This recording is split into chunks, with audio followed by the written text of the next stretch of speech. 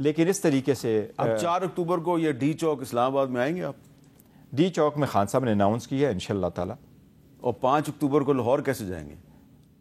انشاءاللہ تعالی پاکستان تحریک انصاف کے بڑے زبردست ورکر لاہور کے لوگ کریں گے. لیکن ایک چیز آپ کو میر صاحب بار بار کہہ رہا ہوں, ادھر بھی بڑا پرامن ہوگا, ادھر بھی پرامن ہوگا. اچھا, اب یہ بتائیں کہ آپ کو یقین ہے کہ یہ جو حکومت آئینی پیکج دوبارہ لانے کی کوشش کر رہی ہے تو یہ اسی مہینے کے اگلے 2 یا 3 ہفتے تک یہ منظور ہو جائے گا؟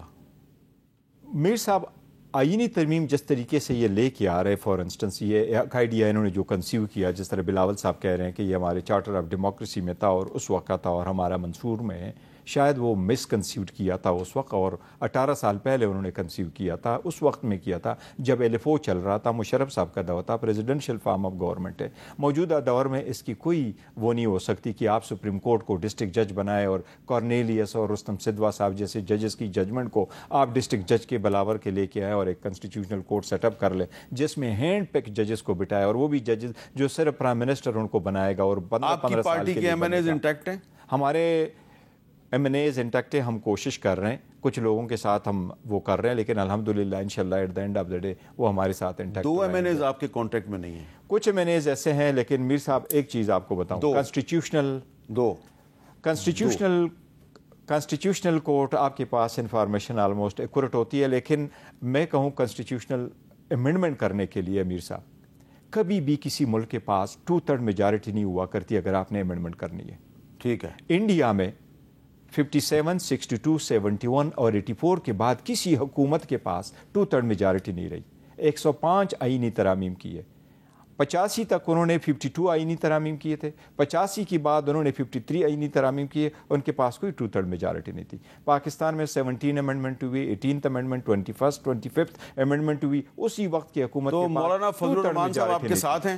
ہوتا یہ کہ آپ کنسنسس کر کے ایسی چیز لے کے جو پبلک اسپرٹڈ ہے. یس, مولانا صاحب ایک زیرک سیاست دان ہے, ان کا اپنا ایک مینیفیسٹو ہے, وہ ہمارے ساتھ انشاءاللہ تعالیٰ اس ایشو پہ رہیں گے کیونکہ یہ عدلیہ کی آزادی سے ریلیٹڈ ہے. آپ ججز کو ان کے مرضی کے بغیر ٹرانسفر کریں. آپ کہیں کہ اسلام آباد کے ججز کو 4 ہم کوئٹہ ٹرانسفر کر رہے ہیں, اگر ٹرانسفر کریں گے وہ چیف جسٹس نہیں بنے گا. آپ کہیں گے مرضی کے مطابق ہم نے وہ کورٹ بنانے ہیں, ہم نے 15 سال کے لیے اگر آپ کنسٹیٹیوشنل کورٹ کے ججز بنائے اور وہ وزیر اعظم بنائے تو عوام کا ایک اعتماد اٹھ جائے گا. اس سے مولانا صاحب نے ہمیں بتایا کہ وہ تحریک انصاف کے ساتھ مل کے ایک ڈرافٹ بنا رہے ہیں اور پھر وہ ڈرافٹ وہ بلاول صاحب کو دیں گے اور پھر پیپلز پارٹی اور JUI اور تحریک انصاف کے ڈرافٹ کے سامنے رکھ کے پھر ایک نیا ڈرافٹ بنایا جائے گا. یہ ان کا ایک آئیڈیا ہے اور اچھا آئیڈیا ہے. میں یہ کہہ رہا ہوں کہ اگر انسٹیٹیوشنل امینڈمنٹ بھی ہونے تو پبلک اسپرٹڈ ہونے چاہیے. پبلک اسپرٹ جو میں نے آپ کو مثال دی کہ پاکستان میں جو امینڈمنٹ ہوئی کبھی نہیں ہوئی. اور اس میں میر صاحب ایک اور چیز دیکھو, کنسٹیٹیوشنل میٹر ایسے ہوتے ہیں کہ اس میں ٹائم میٹر نہیں کرتا. آپ کو ایک امریکن مثال دیتا ہوں, 27 امینڈمنٹ ہوئی ہے امریکہ کنسٹیٹیوشن میں. 27واں امینڈمنٹ جو آخری امینڈمنٹ ہے یہ 1992 میں ریٹیفائی ہوا تھا. 27 کا جو 27 ریٹیفائی ہوا ہے 1992 میں. آپ کو پتا ہے کہ یہ کب پروپوز ہوا تھا؟ یہ پروپوز ہوا تھا 1789 میں. اچھا, 200 سال تک وہ پڑا رہا, 200 سال بعد. اور اس میں یہ لکھا ہے کہ جو کانگریس مین اور سینیٹر ہے ان کی تنخواہیں نہیں بڑھے گی, لیکن اگر یہ کانگریس کہے کہ تنخواہیں بڑھے گی تو نیکسٹ کانگریس پہ ہمارا جو کانسٹیٹیوشن ہے پچھلے 50 سال میں 3 دفعہ ایبروگیٹ ہوا ہے. ایبروگیٹ ہوا, تو یہ اس کے خلاف کرنا چاہیے کہ ہمیں اسٹرگل کرنا چاہیے, پارلیمان کو مضبوط کرنا چاہیے, ہمیں ریئل نمائندے لانے چاہیے, یہ فارم 47 کے ختم ہونے چاہیے. اگر وہ بات آپ کی ٹھیک ہے, آپ پارلیمنٹ کو چھوڑ دیں, فارم 47 کو چھوڑ دیں. یہ جو سپریم کورٹ کے ججز آپس میں لڑ رہے ہیں اور روز ایک جج صاحب جو ہیں وہ خط لکھتے ہیں, بہت ہی پھر دوسرا جج دوسرے کو خط لکھتا ہے. میرا سوال آپ سے یہ ہے کہ یہ جو ججوں کی لڑائی ہے اس کا فائدہ کس کو ہو رہا ہے, نقصان کس کو ہو رہا ہے؟ یہ دیکھو, اس کا جوڈیشری کو سخت نقصان ہو رہا ہے, عوام کو نقصان ہو رہا ہے. اس کا فائدہ ان لوگوں کو چاہ رہے ہیں جو لوگ نہیں چاہتے کہ عدلیہ آزاد ہو.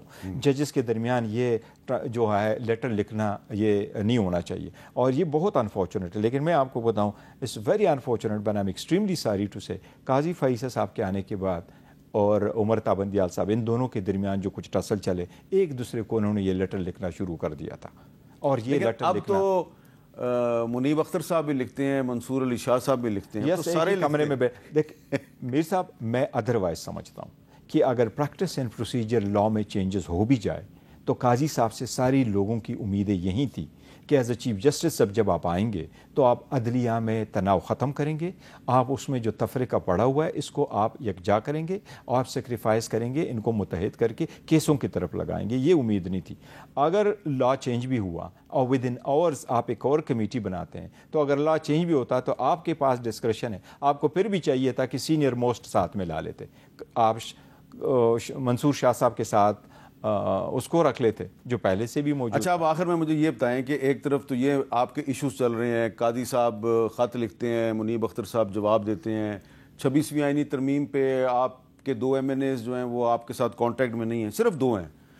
لیکن دوسری طرف ایک جنگ جو ہے وہ آپ کے ہمسائے ایران تک پہنچ گئی ہے. کیا یہ بڑا ایشو ہے یا جو کچھ لڑائیاں آپ لڑ رہے ہیں وہ بڑا ایشو ہے؟ دیکھو, ہر ملک کے اپنے سرکمسٹانسز ہے اور انٹرنیشنلی اور ہمارے ملک کے لیے یہ بہت بڑا اہم ایشو ہے. یہ مسلم دنیا کا ایک سیکنڈ لیڈر ہے جو حسن عسکری صاحب کی ڈیتھ ہوئی ہے, شہادت سے حسن نصر اللہ صاحب کی ڈیتھ ہوئی ہے. یہ ایک شہادت ہے. اس شہادت کو ہانیہ صاحب کے بعد امیڈیٹلی اس کو ہوا ہے.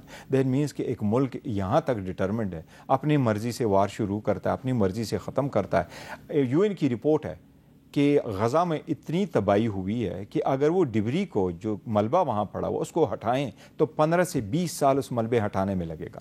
اتنی تباہی ہو گئی ہے. تو مسلم دنیا کو چاہیے کہ وہ یونائٹ ہو جائے, OIC کو چاہیے کہ وہ یونائٹ ہو جائے, وہ اپنا ڈپلومیٹک رول بھی پلے کرے, ایران کے ساتھ بھی پلے کرے. ایران کو بھی چاہیے کہ ملک میں جس طریقے سے تو پارلیمنٹ میں اس ایشو پہ بحث ہونی چاہیے یا یہ 26ویں آئینی ترمیم پہ بحث؟ پارلیمنٹ پہ تو کسی چیز پہ بحث نہیں ہوئی میر صاحب. یہ تو بہت بڑی بدقسمتی, ہم نے کسی چیز پہ بحث نہیں کی. میں تو بارہا پوائنٹ آف آرڈر پہ کہہ چکا ہوں. وزیر اعظم نے, وزیر داخلہ نے, وزیر فارن منسٹر نے, ڈپٹی پرائم منسٹر نے کبھی بھی کوئی سٹیٹمنٹ نہیں, چاہے وہ ایران ہے, چاہے وہ سعودی عربیہ سے تھا, چاہے وہ ہانیہ صاحب, کوئی ناٹ اے سنگل ون. ہم نے تو یہاں تک کمٹ کیا تھا کہ پاکستان کی خاطر اگر آپ APC بلائیں گے ہم آپ کے ساتھ شرکت کریں گے. آپ نے CPEC پہ بلا لیا, ہم نے آپ کے ساتھ شرکت کی. اگر آپ کے پاکستان کے فرینڈلی ممالک کے سربراہان آئیں گے ہم آپ کے ساتھ ہوں گے. لیکن حکومت اس طرف توجہ نہیں دے رہی. ساری توجہ اس بات پہ ہے کہ PTI کو توڑو, PTI کے لوگوں کو توڑو. میں تو بڑا حیران ہوں. میں نے پہلی مرتبہ جب اسپیشل کمیٹی بنی تو میں نے خورشید شاہ صاحب کے نوٹس میں لے کے آیا کہ ہمارا ایک MNA مسنگ ہے. پھر نیکسٹ ڈن کو کہا 4 اور مسنگ ہے. ہی couldn't do anything. لیکن اب تو 4 کی بجائے صرف 2 MNAs آپ کے میر صاحب, کوئی جیتے کوئی ہارے, پارلیمنٹ ہر صورت جیتے, اور یہ پارلیمنٹ کی ہار ہوگی اگر آپ لوگوں کو توڑ کے اسی طرح سے ووٹ لیں گے. یہ میں سمجھتا ہوں. بھٹو صاحب نے ایک ترمیم کروائی تھی, وہ آرٹیکل 96 تھا, اور بھٹو صاحب نے یہ کہا تھا کہ اگر ایک پارٹی کا ورکر دوسروں کو ووٹ دے دے, پارٹی کا MNA یا پارٹی کا MP یہ ووٹ دے دے تو وہ کاؤنٹ نہیں ہوگا. اسی سے آپ یہ ضمیر فروشی ختم کریں گے. اس سے ہم یہ جو منڈیاں لیکن جو آپ کا ایک MNA جس کے ساتھ آپ کا رابطہ نہیں ہے وہ تو انڈیپینڈنٹ جیتا ہے. وہ بالکل انڈیپینڈنٹ جیتا ہے, لیکن ہمارے ساتھ ہو گئے. انشاءاللہ تعالی ہمیں امید ہے کہ وہ بالکل وہ اگر کانٹیکٹ آپ کا ہو گیا تو آپ کے ساتھ آ جائے گا. ہمارے ساتھ کچھ نہ کچھ کانٹیکٹ ہے, لیکن ہمارے ساتھ امید ہے ہمیں کیا آ جائے گا انشاءاللہ. چلیں, نہ آپ نام لے رہے ہیں نہ میں نام لیتا ہوں. بہت بہت شکریہ.